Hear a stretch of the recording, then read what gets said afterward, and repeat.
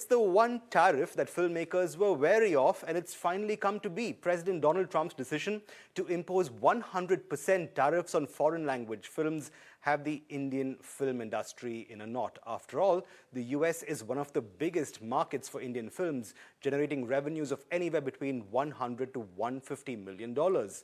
Among these earnings, Telugu cinema leads the way, followed by Bollywood, Kollywood or Tamil cinema, followed by Malayalam and Punjabi films. In fact, some Baahubali 2 earned about $22 million, Kalki 2898, RRR and Pushpa 2 all averaged between $15 and $19 million in terms of earnings at the American box office. So the question remains, how will these tariffs impact Telugu cinema and other releases from the South? To discuss all this and more, I'm joined by renowned film trade analyst Girish Vankade. Girish, good to have you with us here on the broadcast. Telugu cinema's biggest market after India, of course, is the United States. Is this going to cause a serious dent in the earnings of Telugu films, President Trump's decision to impose 100% tariffs on foreign-made films, Girish? Yeah, it will give a big dent because this is very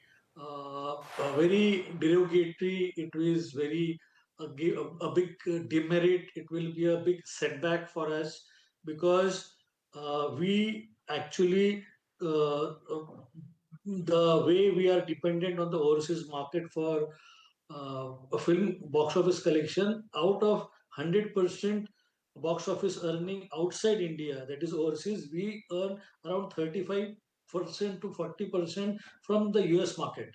Out of this 35% to 40%, the Telugu speaking diaspora is majority, which watches the films of the likes of Prabhas and Allu Arjun and all these superstars. That's why we had the great acceptability and the box office numbers of films like RRR and Baahubali. Now that with 100% tariff, obviously the ticket rates, which were around 20, 22 US dollars, that will be increased by the domestic US distributor automatically because of the 100% tariff. So such highest rates will obviously make the footfall less for the Telugu films, and that is one of the very important setback for all of us.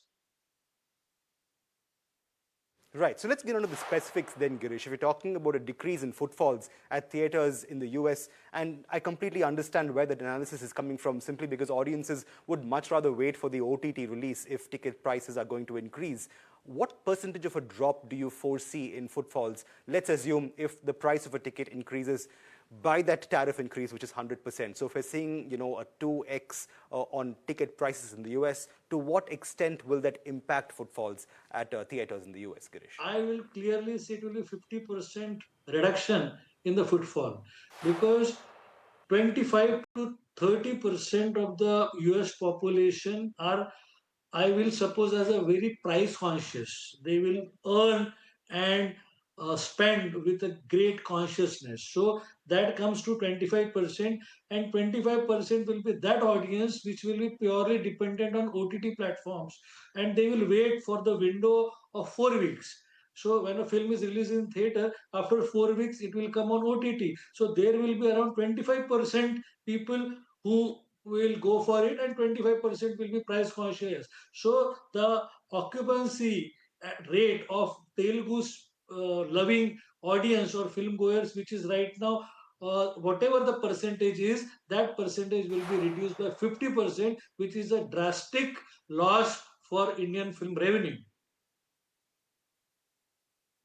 Right. In fact, before I continue this conversation, Girish, let's give you a bit of an analysis in terms of how tickets are priced in the US vis-a-vis Telugu films. Now, the average Telugu film for, let's say, a standard show is usually priced between about $15 to $20 per ticket. Now, in a special screening or a premiere, that price could go up to anywhere between $25 to $30. So these are steep prices, as you can imagine, even at the way things stand at the moment.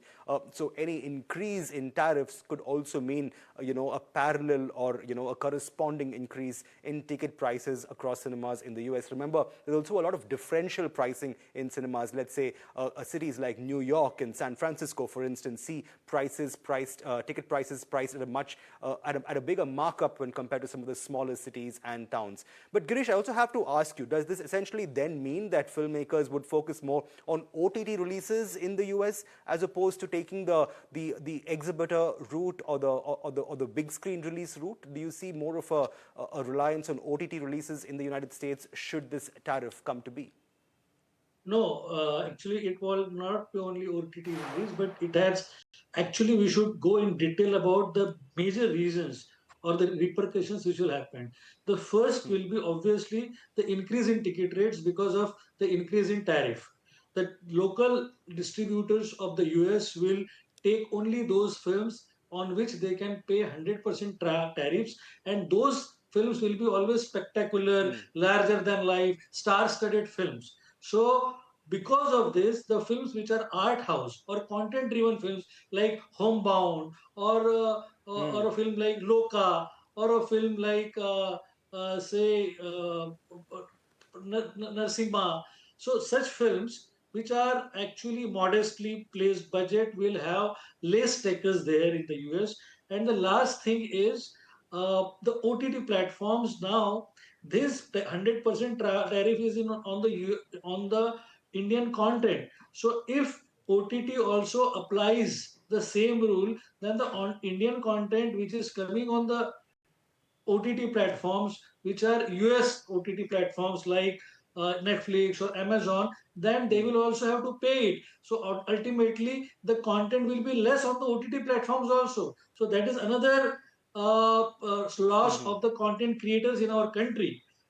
After this all evaluation, we Right. can say that obviously the people or the creative people who are indulged into making the films in the US as well as in India and who are creating Indian content, they will be at the losing end because of the.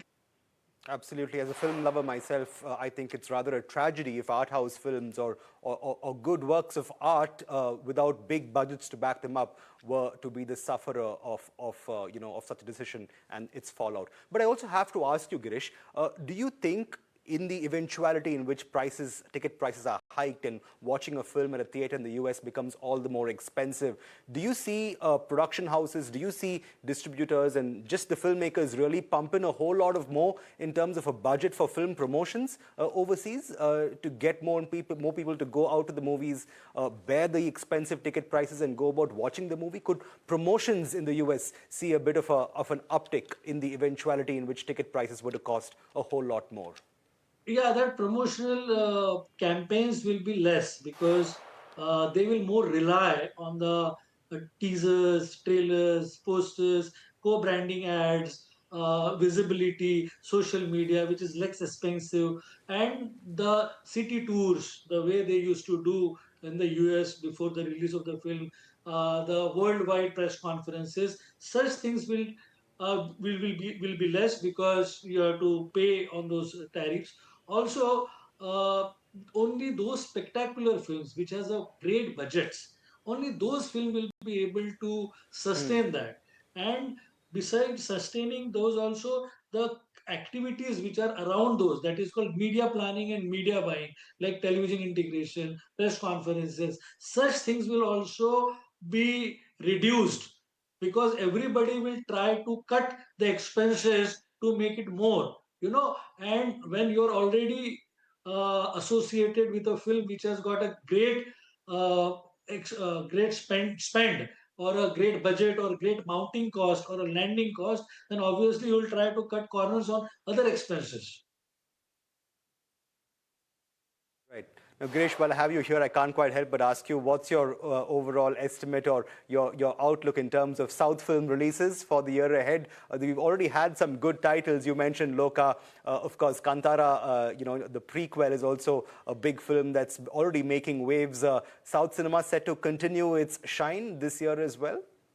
Yeah. This is again it's a wonderful year because Kantara's first day is 60 crore, and that is only pan India. Pan worldwide it is around 95 crore. So I think by this extended weekend, Kantara will be able to make at least 300 crore worldwide, which is a great number. And we are very excited about a Kannada film which is doing great, which is also in Hindi. The collection of Kantara on the very first day was 19.5 crore, which is a huge number, which is actually double of the number of Varun Dhawan's Sunny Sanskari Ki Tulsi Kumari, which made 10 crores.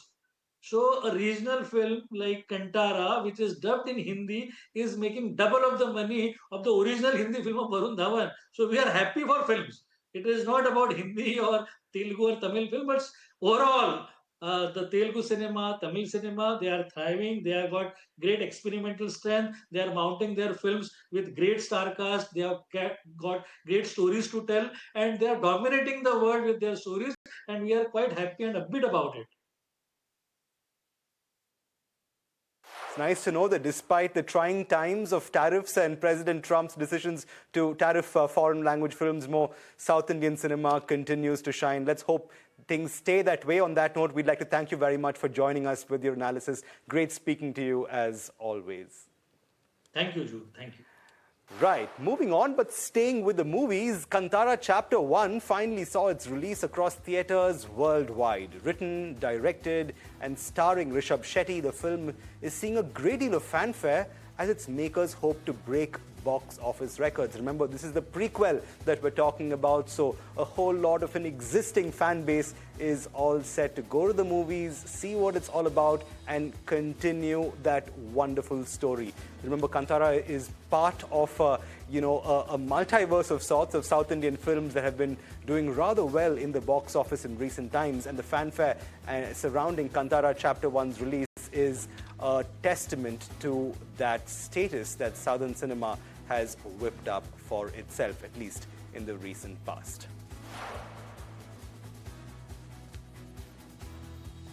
Well, on that note, that's pretty much all the time we have on this episode of South Central. We'll see you same time, same place next week. For the moment, it's goodbye from us.